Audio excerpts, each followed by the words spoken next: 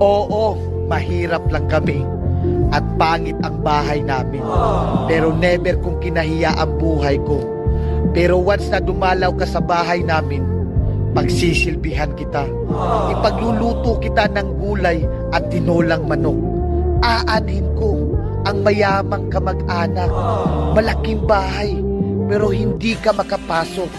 Pero once na dumalaw ka sa kanila, ikaw pa mismo ang magsisilbi.